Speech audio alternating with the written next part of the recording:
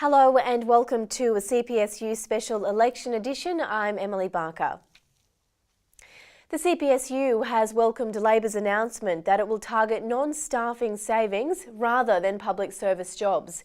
Workplace Relations Minister Bill Shorten said the government will take a different approach to finding the $1.8 billion savings.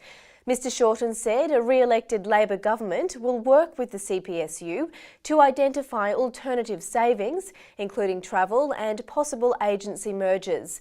Labor will also maintain jobs in regional centres and undertake a full review of outsourcing.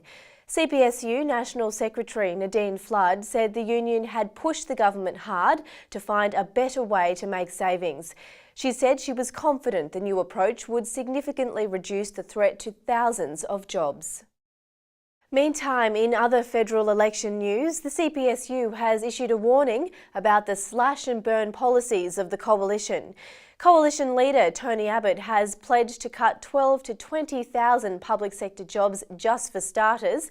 Then he'll cut up to $70 billion in public spending.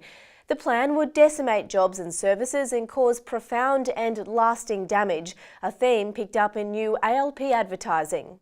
And he's already admitted he'll cut 12,000 jobs. But to pay for his promises, Tony Abbott is still $70 billion short. $70 billion. Which means there'll be more cuts. Who's next in line? You?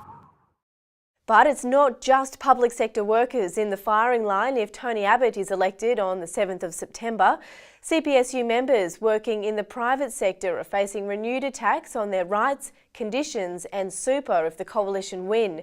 The coalition plans to defer the increase in super, cut the amount of super for low-income earners and give more power to bosses on pay, dismissal and conditions. And as the election campaign builds up, CPSU members right around the nation are hitting the streets, screens and airwaves to make sure the Cuts Hurt message is heard. A crew of CPSU delegates braved the chilly dawn in Queanbeyan to fly the flag.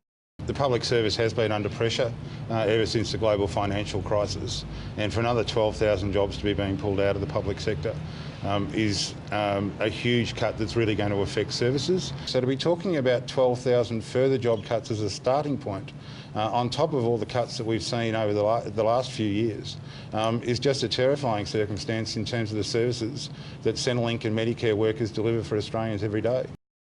Don't forget to visit cutshurt.com.au to share your campaign activities, get materials and post your photos.